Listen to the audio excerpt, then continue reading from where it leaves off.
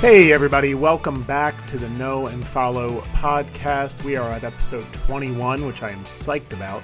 This week we had Wes Kauffman, who's a local entrepreneur. We talked about calling, entrepreneurship, and what advice he gives to people who are considering maybe starting their own business or purchasing a business or something like that.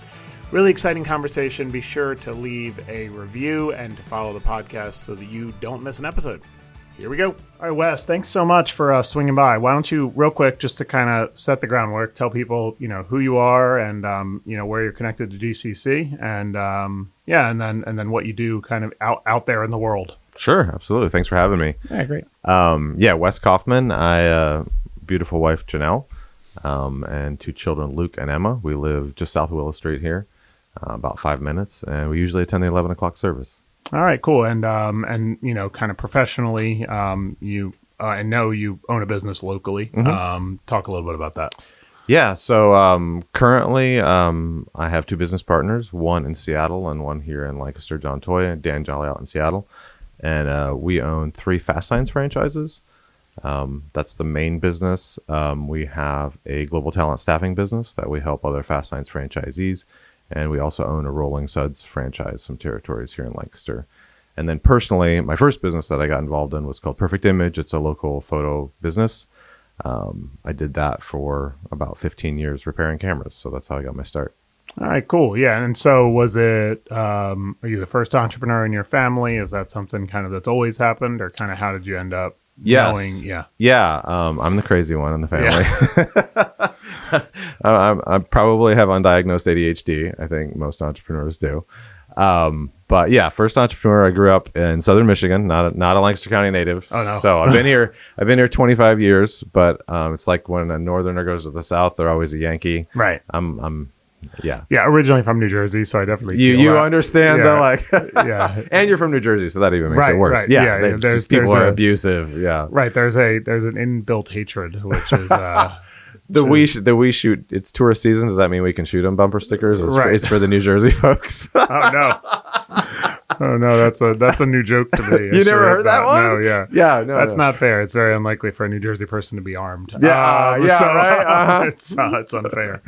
No, all right. So you come from Michigan, yes, and kind of. So was the original plan college, and you ended up owning business? What was that? Yeah, so I went to Heston College. My wife and I are with the last name Kauffman, Mennonite background.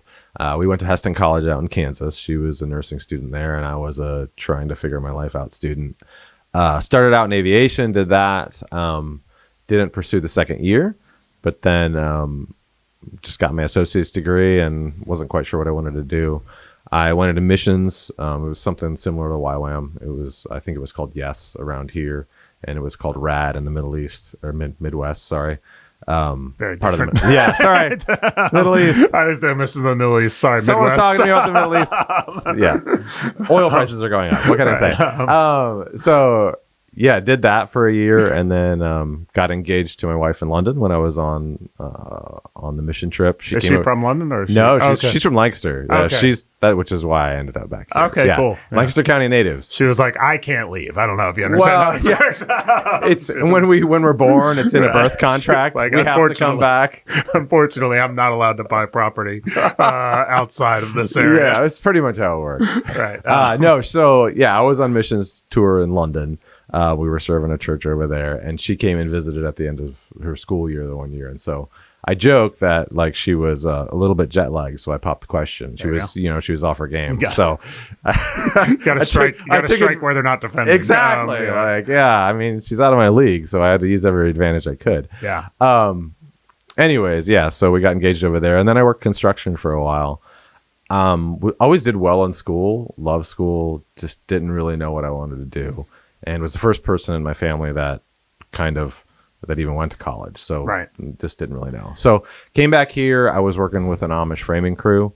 That was an exercise in frustration for me. And literally exercise. Yeah. I was in shape, man. I was in great shape.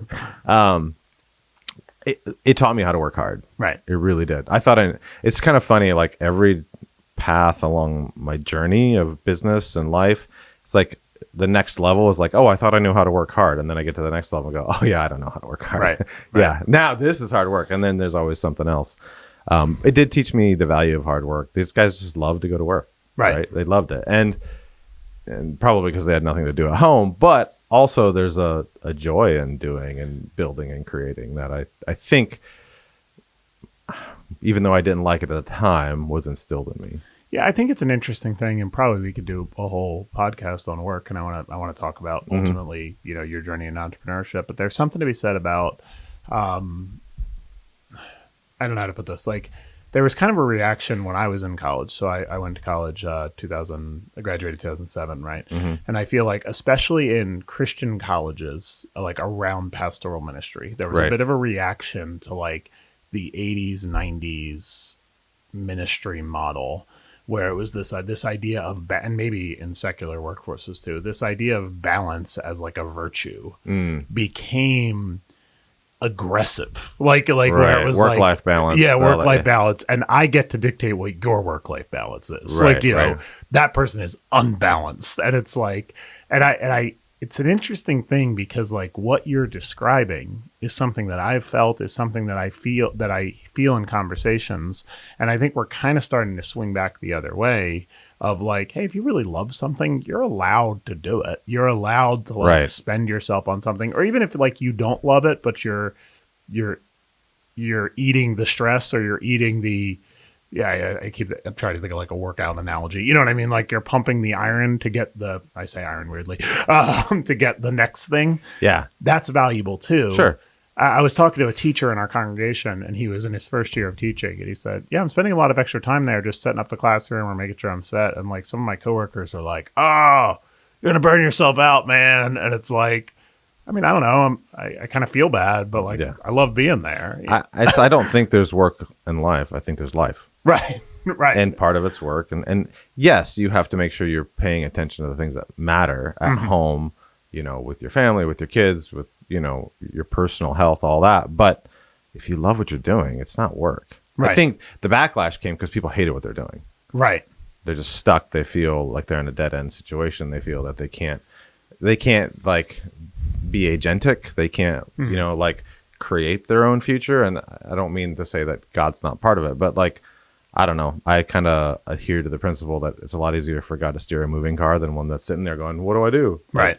Do something. We'll figure it out. And there might be a piece of like, I was talking to another friend who's an electrician, and he was talking about when he does jobs for himself, he finally realized, do I really trust the office people to steer my life, or do I want to steer my life? Right. And I think you're kind of saying that too. Yeah. Yeah. I mean, and not that it's bad. Like, I have a lot of amazing people that work for me, and they don't want to own their own business. They don't want to. That's great. Right. They're super important in our organization. They're super important in our culture. And I want them to love what they do. I want them to be, entrepreneurial in the place they are. Right. Whether it's making the workplace better, whether it's taking care of their coworkers, contributing to our culture, taking care of our customers. Right. Like, the customers matter. They're important. Right. So, sorry, we did a little bit sidetracked there. So you're at... That's my MO. No, it's fun. It's fun. It's fun. So you buy Perfect Image. Yeah. You're repairing cameras. We're still doing... I don't want to accidentally call you old. We're still doing film, I'm guessing, at some level, right? Or no? So, yes, I am old. Thanks. No, you look young. We do more film now than we did back then. That's the crazy thing. Yeah, it kind of came back. Yeah, it's all the hipsters. All of my digital photography. I talked to my one friend who shot our wedding video, and I said, hey, what's this whole thing about like they're putting disposable camera lenses on DSLRs? And he was like, yeah, I hate it. Yeah. He was like, it's horrible. We process a couple hundred rolls a day now. That's wild. Perfect. Yeah, that's great. Wild. People love it. Yeah. So I bought Perfect Image in 2003. I was 27. Okay. From Mark Menser, a local pastor now. Yeah. And it Strasburg was Mennonite, right? Is that where he is now? I'm not sure where he is now. He was at Willow Street Mennonite for a while. Okay. And then he was senior pastor at another church. Yeah. And then now I think he's in between. Back then it was a camera repair business. It was a room about this big. And I wouldn't call it a small business. It was a micro business. But it was great business. It taught me everything I know about business in terms of like having to do all my own bookkeeping, having customer service, like just the basics. That was my education essentially. Yeah. So I did that. I still own that company. I have a couple awesome people that run it. So that was not a franchise. Not a franchise. Okay. Independent Lancaster County owned business. Okay. Started by a Lancaster County entrepreneur. Mark was the second owner. Wow. And then I bought it from Mark. And actually, Ray Dieter, who goes to church here, helped me buy it. Ray. Yeah, he was my bank. He helped me buy it. That's awesome. So I feel very stupid for explaining white balance to you before we come on now. I was like, good. It's called white balance. Yeah, I know that. Yeah, it's all good. No, I mean, look, I'm a terrible photographer. Yeah, I can fix cameras, but I'm a horrible photographer. Yeah. So no, you're probably better than me. But yeah, did that for a long time, and then the photo business, as you can imagine, with digital, went through some hard times. Yeah. We bought Co-Camera downtown, and we bought a camera store in Hershey because all the stores that were just Film. Sales and film processing and printing struggled, whereas we were repair, we were rental, and all that jazz. So 2018, summer of 2018, early 2018, I was kind of like, this isn't going anywhere. It's not going to get as big as I want to get, right? Mm-hmm. And so I joked that my vice is bizbuysell.com to see what businesses are for sale. Oh, okay, I didn't know this website existed. You never heard of it? No. Yeah, it's terrible. But you go on there like, oh, I could buy that company. Oh, I could buy that company.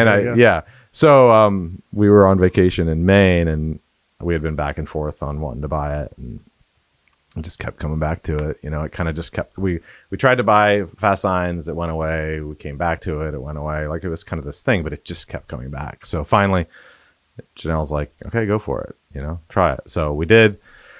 Mortgaged the house, took out an SBA loan, spent $1 million to buy a business. And, you know, that was the end of 2018. It was like a 12-person company, pretty successful franchise, but nothing huge. And 2019 was trial by fire, learning a brand new industry. And then 2020. So it was a fun ride. And then in 2020, again, it's hard to say. It doesn't sound very spiritual, but I'm pretty much always discontent. Mm-hmm. Like there's always what's next, what's bigger, what's like, this can't be the end all, right? And, you know, I'd bought this company. It was doing fine. You know, we were making money. We were profitable. But I just like, do I want to do this for the rest of my life? This is hard. So started pursuing buying another sign company to grow it. And then reached out to Daniel, who's my partner in Seattle. He had started doing work for Amazon. And I was like, hey, you want an East Coast partner? And he's like, no, not really. Great. And I'm like, well. Good talk. Yeah, nice. And I knew him from the photo business. And I said, well, I kind of went back to him. I said, well, I got this company we could buy. And, you know, if you double my sales, I'll give you half my company. And he was like, oh, okay. You're serious. And so that started that conversation. And so we bought the other company. We pitched it to Amazon. They made us gave us the whole entire East Coast. And this is doing signage for Amazon.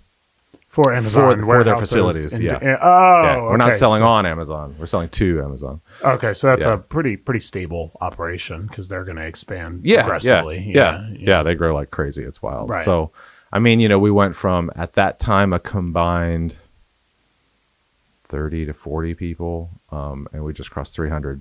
Wow. Recently, which has been a wild ride in 4 years. Yeah. It's been so really crazy. Talk a little bit, just for the sake of education, I guess. Mm-hmm. Like, what does it mean to own a franchise of something that is a national brand like FASTSIGNS? I mean, so the idea of franchising is like, you know, entrepreneurship's hard. Something like 90% of small business startups fail. Right. So the idea of franchising, and it's a great idea, especially with a good franchisor, is that all the systems are in place. Right. The marketing playbook's in place. The whole playbook, like it's proven that this is a successful business. Right. That they know kind of the metrics. You need this many, you know, businesses in your territory. You need this many people in your territory. Here's how you sell it. Here's the systems. So it just provides a jumpstart to someone who may be a great business operator, but you know, they may be a 1 to 5 person, but they're not a 0 to 1 person. Because in business, you'll find this very different. The people that can go from nothing and just kind of like birth a new idea and get it to profitability and success is a whole different ballgame than starting at 1 and how do we grow this? How do we professionalize it? How do we operate it, manage people, all that? Yeah, nerd hat for a minute. It's one of the criticisms people levy at Gary Vaynerchuk is they say like, well, you started in your dad's liquor store that was already doing $1 million in sales. Great. Yeah. And he says, and yeah, then you blew it into 10 million, but like, it's right. And then you blew it into $1 billion marketing and just business. Right. So yeah, I mean, he's clearly and he's a wild man. Right. Yeah. I was hesitant to mention him on a church podcast. He has cleaned up. He has cleaned up language a lot. I think he finally realized. He is from New Jersey, right? Right. So it's where all the best people come from. But but he, I think he realized that it actually was hurting him. Yeah. Like being as crass and like just swearing a lot. Like it he works talks like in the $10 million wine business. It doesn't work in the $1 billion, you know, Fortune 500 marketing. It became, and I think like he started to like intentionally clean up, like just. You know, saying the F word all the time. But I think an inspiring guy for sure. You know what I mean? Like if you ever want to be like kind of kicked in the pants, I think he's pretty good at that. All the time. So talk a little bit about that. When I hear you say 300 people work for me, I think an entrepreneur's brain gets excited about that. And I think a non-entrepreneur's brain goes, like takes a sharp breath. You know what I mean? Yeah. So talk a little bit about that difference in yourself. Kind of, was it always, I'm totally fine with this? Was it, you know, a process in a sense? And, you know, maybe a little bit of like, maybe somebody's listening and saying, well, yeah, I'd like to start a business. Kind of, I don't know, like maybe the checkpoint is just try it and see how it goes. Or maybe it's something else. Kind of how have you, I want to get to a question here. How have you dealt with that stress, I guess, is what I'm saying. Not always well. And I would correct. I don't like to say 300 people work for me, and maybe I said that. 300 people work. No, you didn't say. They work with me. Okay. Yeah, because like the one thing we do love, and I have two amazing business partners, Daniel Jolly, John Toy. John owned the FASTSIGNS in New York, and we partnered with him. Both Christian guys, both love the Lord, and culture is this buzzword, right? Right. But culture is what we've kind of defined as culture or core values. That's who you are, right? Like, and so we did this awesome thing where we sat down. Who are we, right? We're nice guys. We actually just love people. We're very driven. We work really hard, and we want to grow something big. And so we try to define, you know, that culture. And I love working with 300 people. Now it's gotten to the point where so many people get hired. Sometimes I don't know them all. Right. And we actually hired a CEO, Toby, to run the shop. So he's phenomenal. But even that, just going in and seeing the people and encouraging them and talk to them, I'm, as you can tell, a little bit of an extrovert. Yeah. So it is a heavy burden. It's a little bit of lost words. It's not a heavy burden because of the people. It's probably more of a heavy burden because of the uncertainties of business. Sure. Right. You know, like stuff doesn't always go well. Right. And, you know, we talked a little bit about anxiety. And last fall was rough. It was really rough. And I had 2 to 3 nights a week I couldn't sleep. And that wasn't great on my health. It wasn't great on my relationships. And it's something that I actually kind of, growing up, I'd always hear like, oh, well, you know, I'm worried about this. And I started to think about interrogate that word worry a little bit. And I'm like, this is anxiety. And for me, that was actually really helpful to identify it. Like, oh, this is something that if I name it, it kind of helps take this thing like, okay, I'm having anxiety right now. Yeah. And I can think a little bit logically about like, obviously I'm like, I don't want to say I'm catastrophizing whatever the situation is, but it's not necessarily as bad as I think it is. In fact, it most definitely isn't as bad as I think it is. Right. So I can try and like separate myself from that. The emotion's still there. I still am not feeling great, but I'm trying to say, hey, put myself outside of it a little bit. So it's definitely been hard. I used to have a lot more hair. I used to have curly hair like you do. Hey, well, but yeah, this is a new thing I'm trying. So I'm not confident. But no, it's. I think it was. I could tell you the whole story, but I don't want to record it. So that's for another podcast, right? Yeah. No, but yeah. So talk a little bit about like what that calling looks like, right? Because I think the one reason I wanted to have you on and why I have many people on is like. I think a lot of times when we hear about calling, we hear about it from a pastor, and I feel like I can only articulate what my call to ministry was, which for me, my call to ministry was not this, not this, not this, this. And it was just like, I don't know, you know what I mean? Like, I don't know. I can't imagine a different version of my life, but like, it's, it was just this sense of this is what I want to do. Mm-hmm. So I don't know what that feels like when it's not ministry. So what for you was kind of your experience? I think it's a little bit, well, to back up a little bit, I thought I was going to be in ministry. We actually were worship pastors at a church south of here for 5 years, Jen and I were, and there was a period of time, and I was running the photo repair business at the time where I was only working there 4 days a week. I thought I was going to move more towards full-time ministry. And then that door kind of shut, and so it left me a little bit like, where are we going here? Mm-hmm. I would say, like, for me, it's never been I'm going to be an entrepreneur. I'm going to be a business guy. It was probably a little bit like that discontent, that I'm never happy with where we are. And that sounds like a bad place to be, but I don't mean it by I'm not happy. I mean it by man, there's so much we can do. Right. I very much see there is so much we can do. I feel that. Yeah. Right. Yeah. I feel I the way I've articulated it is I feel like 20 to 30, I'm actually getting emotional. 20 to 36 went so fast. Right. And I get so afraid of being 70 and being done, but not feeling done. Right. And it's a weird feeling to articulate. Yeah. But I understand what you're saying. Yeah. Yeah. I mean, you look at the world and you go, we could do this. We could do this. This is exciting.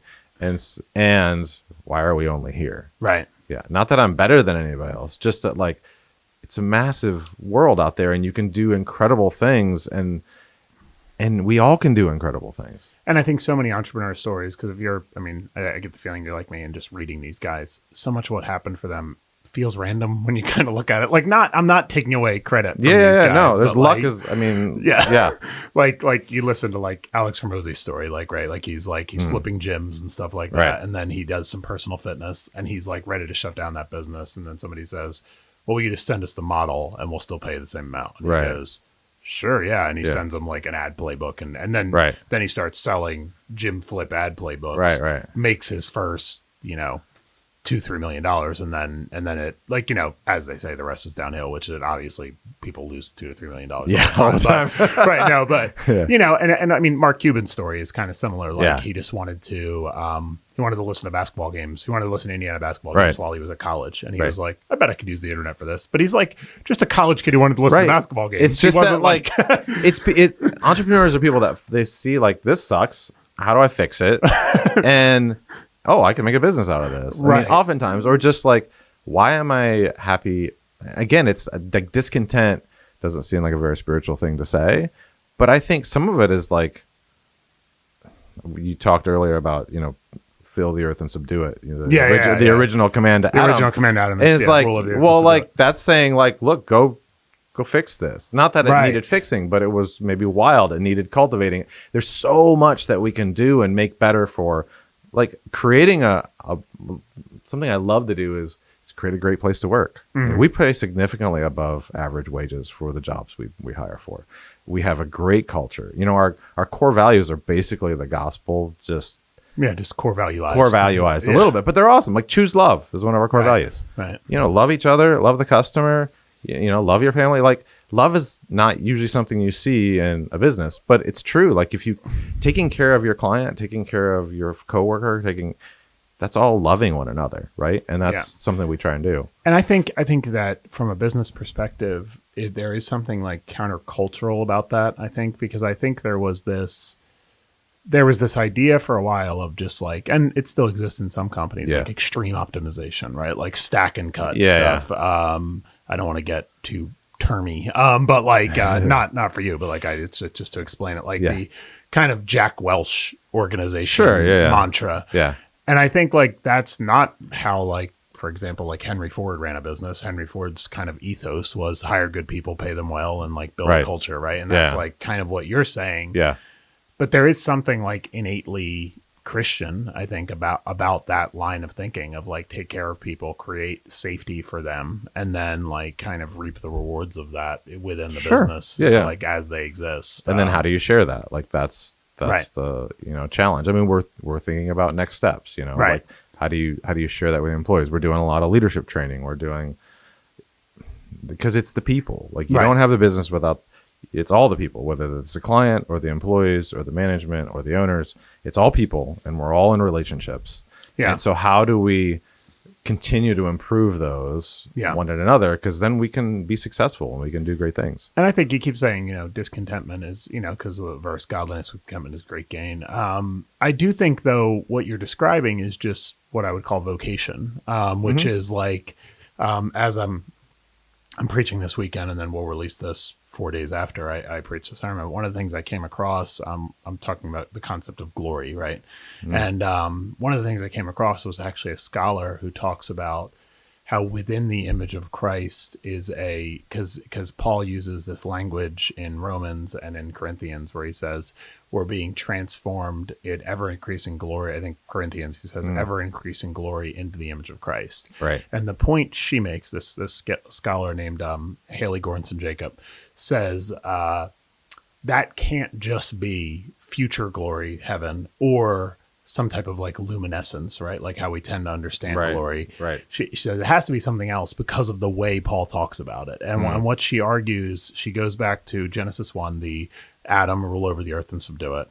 And then she goes to Psalm 8, where the psalmist says, "Who is man that you are mindful of him? You made him a little lower than the angels, and you put you put animals and birds and reptiles in the sea under him, and like it actually uses the phrase, you crowned him with glory." And then she fast forwards into Romans 1, where he says they exchange the glory of God for images. And so her point there is that she says, well, what they did here was they abdicated the throne. Like, you know what I mean? They abdicated the rule over the earth and subdue it. Right. Which is why why then Romans goes on to all of sin fall short of the glory of God. Right. She says, well, they didn't fall short of luminescence. They didn't fall short of heaven, right? Like he's talking to alive people. He's saying, you've abdicated your responsibility. And then the put back is, that we are given this responsibility to reflect kind of bringing the earth under not domination, but and she argues in her book, like dominion through service. The word subdued isn't a great word in the English language. It's Right. like subjugation, and that's not the point. It's like to make it better. Right. And I think it's the idea of like the New Testament is cruciform in its theology, in that how does Jesus get his authority? Through the cross. And so to connect it to entrepreneurship, and I'm making your discontentment very Christian. No, it is, how can I serve the world in a way that is effective, in a way that is self-giving, in a way that is cruciform, in a way that is through sleepless nights, through, you know what I mean? How can I eat the stress, eat the suffering for the good of the world around me? Right. And it's like, yeah, we're talking about signs, but like you're serving businesses, you're serving dreams, you're serving hopes, you're serving communication, right? Like serving for the good of them is, I think I don't think we're Christianizing work when we say that. We're just putting it in its proper context, that I am playing my role as a co-laborer and co-heir with Christ. You use the phrase of the employees, like, I don't see it as they work for me. I see it as we work together. Right. And I do think obviously we're under Christ, right? But I think the language is almost like we are just under. You know what I mean? Like ultimately he is in headship. Sure. But, right. But but we work alongside about his mission in the world. Yeah, absolutely. Yeah, absolutely. I'm mixing a lot of metaphors. I'm sorry. I like it. Got very preachy. And I'm also working out how I'm going to say it on Sunday because I have it, because it's like very. We're workshopping it. Right, together, on the Thursday before. So, but just the idea of like, we're not just supposed to sit around, we know that. Yeah. So why not spend our talents, spend our abilities for the good of the world around us? We're given time. Right. It's basically almost all we're given is time and talents. What are we doing with them? Only 1% are going to be pastors. Right. So what are the rest doing? Right. We're taking care of our families. We're creating something. We need the electricians and the plumbers. We need the nurses and the doctors. We need all that, right? We need to all work together to improve this society, to improve the land we've been given and with the time we've been given. So I think it's really crucial that we're talking about work as a godly thing, as a holy thing, it's not just, and not take away from pastors, right? But Right. it's not just church service, right? It's service, Right. all of it, Right. all your time is service. And I think that's important when we talk about this concept of calling in church, because if we're not careful, it can sound like, oh, you can go ahead and do your job, but what you're called to is something that happens here. Right. Yeah. You're called to be a missionary. You're called to be this. You're called to be that. It's like, well, no, calling is, I think, again, the analogy of the moving car, right? Right. Where you are in life is your current calling. It doesn't mean it won't change, but like make the most of that. Embrace it and go forward. Right. And the opportunity, I think, for audience. And then I think, like, if you want to get really crass, just like resources, right? Like, you know what I mean? It's just, and you see that all throughout the New Testament, right? Like, Mary Magdalene is often mistakenly called a prostitute in the New Testament, even though there's no evidence of that. Right. Because it says, I think in Luke, like, she funded the operation. Like, you know what I mean? So like, she was wealthy. Right. Like, she was wealthy and funded the operation, right? Wow. Like, and then, Mike just preached a couple weeks ago about Lydia, who was like a dealer in purple cloth, who was like a significant person in the Right. Ephesian church. And you know what I mean? Or Paul in Corinth chooses to, make tents for the Isthmian Games, which happened in Corinth, and it funded. And he said, because of this, I was able to ask nothing of you. Right. Yeah. And yeah, I think, and there's a story in, I'm sorry, I'm rambling, self-interviewing here. This is good work by me. No, there's a I story. turned the tables on you. Yeah, there's a story in, I'm not going to remember the guy's name. There's an author who wrote a book called Gospel Fluency, Jeff Vanderstelt. And he talks about that they're in Seattle, right? Tacoma, and they run a church called Soma. And it's like a small group based church, Sure. right? And one of the girls, they had a community garden in there, and this is a wild story. And like Jeff Vanderstelt tells these stories as if they happen every second Tuesday. And it's like, this happened once in 5 years. Yeah. Let's be honest. But he says, like, they had a community garden, and in their small group, one of the girls said, man, I would love to just put all my time into that community garden. I really feel like God's calling me to do it. Mm-hmm. But like, I have to work this 20-hour-a-week job to pay our bills, Right. basically. And one of the guys in the group was like an entrepreneur, a fairly wealthy individual. And he said, well, what do you make? You know what I mean? And she was like, whatever every 2 weeks. And he goes, I'll just give you that. and obviously very extreme example, but he says, like, that's all it takes for you to like live the life God wants you to live here. Like, you know what I mean? Like, Right. yeah. And I think, I don't know, like, I think, to your point on that, like, you got people out there that are worth billions and billions of dollars who aren't believers. Mm-hmm. Why shouldn't those funds flow into the church? Right. Why shouldn't they be Christians that have, maybe not billions, but whatever it is, right? Like, and I mean, being in Lancaster, there's lots of that, right? Yeah. Lots Absolutely. of successful Christian business owners that are giving their money, to the kingdom. But on a broader scale, why not us? Right. Why not the church? Not in a crass way, right? Right. Not on like we want to get rich and all drive Porsches, but like, I mean, Porsches are cool, but sure, why not? whatever.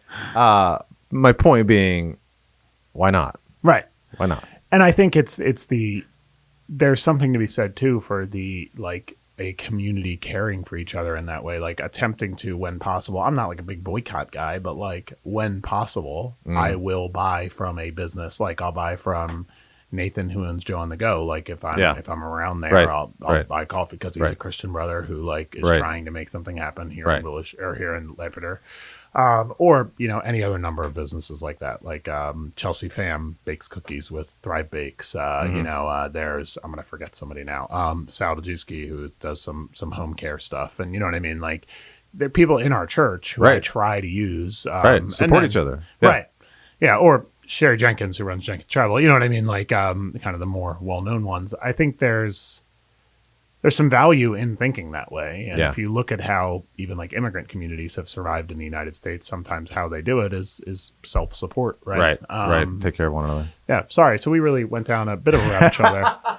So let's talk about kind of that concept of, first of all, did you get out everything in terms of like, it's okay for Christians to make money for the good of the world? I think so. Other thoughts there? Or? I mean, I think we need to be doing more things. I think Christians need to be at the forefront of creating new industries, new technology, new ideas. Like if we are people that say we have the Holy Spirit in us and the creator himself, The creator. the creator, capital C, then we should be creating. Yeah. And I mean, I think business is the primary way that creativity happens.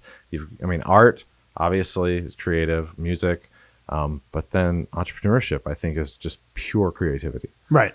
Yeah. Right. It's solving a problem for them. Yeah. And it's pure service at its best. Sure. At its best. You know what I mean? At its best. Right. Right. So talk a little bit about that. Like, we need Christians to do this. What does this call feel like for, a Christian who's either, let's say, somebody who's in their 20s, early 30s, and is saying, yeah, it's working. I'm doing fine. I'm making, whatever I'm making. I'm happy with that. But man, I feel that discontentment.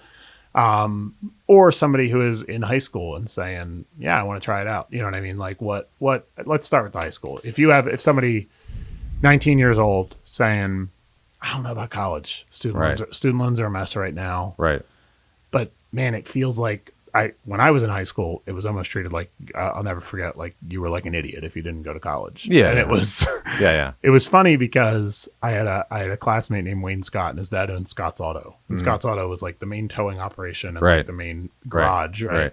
And like they had everybody stand who was like going to college, and Wayne was sitting down. And I remember thinking, like, Wayne's going to make 6 figures next week. Right. He's like, all you suckers are going to be in debt, and I'm going to be like driving my nice car. Right. Yeah. He's doing great. Like, you know what I mean? And it's just, I just remember thinking, like, that was so funny. So talk kind of to that kid, like if it was your son, if it was your daughter, and you're saying, hey, here's the other option. Yeah. I mean, I think so. My stance on college has been like, it's great. I think a lot of people should go just to like learn how to work, if nothing else, but like make sure, it's, because I mean, college is hard. I think they're tearing down the wall. Yeah. I was thinking it was going to be like a one-time thing. It just kept going. So sorry, off track. College is awesome. I do think especially if you're going to go in debt, have a good idea what you want to go for. Right. Right. If your parents aren't just paying for it for you, and you're going to go get, and I think a liberal arts degree is awesome, right? I think it teaches you how to think, especially if you're learning critical thinking. But if you're going to do science, if you're going to do healthcare, if you're going to do something like that, then great, go. I think learn a trade. Like, we have amazing trade schools. I mean, we have Thaddeus Stevens here, which is a phenomenal trade school. We are in a really interesting time as a nation and as a world, and I won't get too bogged down into what I think some of the macroeconomic things are going to be happening. But suffice it to say, plumbers, welders, electricians, tradespeople, people doing, water treatment. My son's going for a water treatment degree because he can run a water treatment plant. Well, guess what? AI data centers all have water treatment plants built into them, right? So go learn a trade, make some money, learn, and then maybe you launch a business in that trade, or you find an issue there, or find an entrepreneur that you like that you respect, maybe someone in church, and just intern for them for a year. Right. Learn the ins and outs of I started very small. Like when I bought Perfect Image, it was doing $80,000 a year in revenue. Like that's not a revenue. Okay. Now I did 60 in profit in 2005, which was decent, but we weren't rich at all. Micro business. Right. So the stakes were pretty low. Right. Just try something, right? Don't do an Amazon shipping business, please. You mean fulfilled by merchant or fulfilled by whatever Amazon? The like drop shipping. Yeah. All you got to do is buy ads, and then they don't do that. Oh, please. no, I thought you meant the people who like the flipping. No, FBA is fine. Yeah. I mean, I think it's getting harder and harder because they're raising fees. Amazon's making their money on it. But I hear these kids like, hey, yeah, you can just like put ads on and they ship it for you. I'm like, you're not going to make any money. Right. Like, do something that's physically hard. Maybe go mow lawns or power wash, or do something where you learn customer service. You learn how to do your own bookkeeping, right? Pricing you learn pricing. You learn like the marketplace, what people want. You're essentially entrepreneurship is solving problems. So go do something simple, learn that. Now, if you're a super smart person and you want to go into finance or whatever, great. Like there's awesome place there as well. But just go learn, right? Right. Entrepreneurship through acquisition, ETA, if you ever heard of that, is a huge thing right now. There's all kinds of people out there. All the big MBA schools have conferences, ETA conferences. Wharton has one, Harvard has one. And it's all these guys that are getting out of those big schools, and they're like, I don't want to go work on Wall Street. I just want to own a business. So they're all starting, they're called self-funded searchers or independent sponsors, whatever. Basically, they just start a search looking for a business to buy and then raise money and buy a company and run it. So there's all kinds of, I've never started a company from scratch. I have now, but my first two were all just like purchased or they were franchised. So Perfect Image was already running and successful, already had clients. You're not starting from scratch. I'm a 1 to 10 guy. I'm not a 0 to 1 guy. FASTSIGNS was already running, all that. Yeah. I want to interrupt you because that was like a self-awareness statement. Yeah. I'm not a 0-1 guy. I'm a 1 to 10 guy. Yeah. How do I develop self-awareness? How do I get to answer that question for myself? Am I like, what am I good at? What am I, and maybe I'm asking you a very complex question. That's a good question. I think you just got to try it. Just got to try it. Yeah. Yeah. Just try it. I would say 0 to 1 is way harder than 1 to 10. Yeah. So that's where I'm like, go find a small. Now, I think 0 to 1 isn't crazy hard if it's a simple service-based business, right? Pressure washing websites. AI is going to do all those, but lawn mowing, right? Simple things. How cleaning, basic, simple service-based business. Those are. You can do 0 to 1 and be profitable. You're not going to make a killing, right? I like franchising. It's been good for me just because like you start with that playbook and you start with that support and the marketing and all that. It's not perfect, right? It has some upward limits to it because you have territory restrictions and all that. So unless you're a Subway and then you could build 2 in one gas station or something. I remember reading they got like somebody did some huge article on them like years ago about like I guess the franchisees were like collectively suing them because they were like because they put no guardrails or whatever. Probably and you have to own 100 Subways to make any money. Right. Yeah. So, basically they were saying, and I guess like the $5 foot long promotion like really killed franchisees because they were like, we are losing money. It costs us $6, but you have to sell them for $5. Right. Yeah. No. Okay. So that's like kind of the high school person. Talk aloud, somebody who's maybe doing fine in a job, but kind of feels that pull. Maybe how can they use nights and weekends? How can they kind of make that choice to go forward? Like, what do you see there?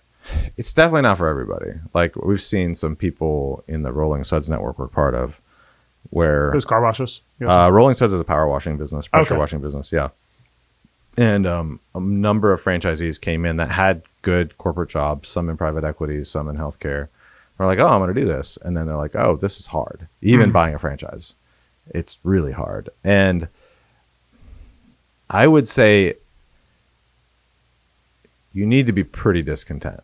Like entrepreneurship is not for everybody by any stretch of the imagination. It's hard. It's difficult.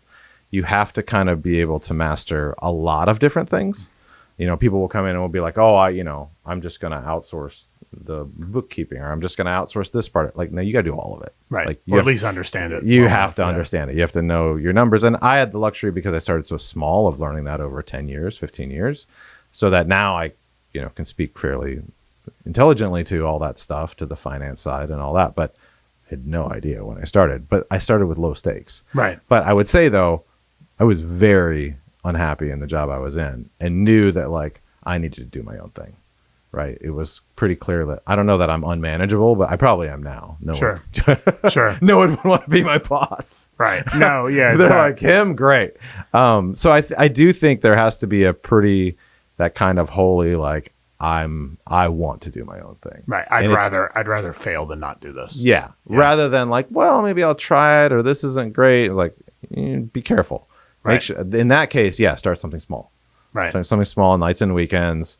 Whether it's, I don't know, we're working and you start making whatever and selling it on Etsy and get the taste of that. Or, look at franchising, but be careful. Go talk to a ton of the franchisees. Make sure you really want to do the grind because they're going to tell you it's 45 hours a week and it's 65 hours a week. I promise you. Right. So, and when you're not working, you're thinking about it. Right. And when you wake up in the middle of the night, you're thinking about it. And wake up in the morning, you're thinking about it. So it's all consuming, and you have to be okay with that. Right.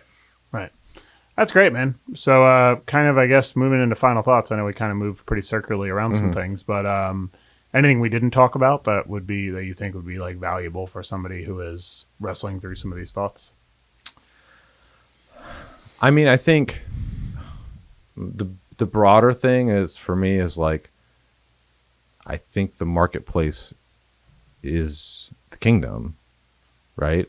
And so we very much believe that, like, whether you're an entrepreneur or you're working for someone, your place in that marketplace is just as important as, leading a church or leading worship or leading. Those are all awesome things, but like, you have the opportunity. You're relating with people all day long, right? Every day, in stressful situations, in good times and bad times. Like, you have deep relationships with your coworkers. What better place to first just show, like, this is how we live, right? Because then when they want to talk about serious things, they go, well, what makes you tick? Right. We have so much respect for you. Well, this, There's and you have trust. credibility. It's not just like, it's you're literally shouting the gospel with your actions, right? You're just not always using words. That's great. Yeah, and I think there's something to be said for like the audience too. Is like, it's the ability to speak to people, in a different way, and to different people that otherwise probably aren't going to naturally dark the doors of a church, but maybe through that will. Well, thank you so much, Wes. Anything I should ask you anything you want to promote. So Fast Signs, Rolling Suds, and if anybody is running Amazon and needs to use you, are those the three? We work for Amazon, right? So I was messing with that one, don't do the. I'll tell you what not to do. How about that? What does Fast Signs do? Because I know you do signage in the names. We manufacture signage. Yeah. Okay. So if you think it's not, everybody thinks signage and they ask us about billboards. It's environmental graphics, right? So wall wraps and murals and directional signage and ADA signage and vehicle graphics and all. If it's, I joke that my kids get tired of me. I touch everything because I'm like, I can make that. Make that. So it's really, if it's got graphics on it, we can probably print it. Okay, so it's a print company kind of. It's wide format printing. We do install electrical signage and all that stuff as well, but it's primarily the printing side. Awesome.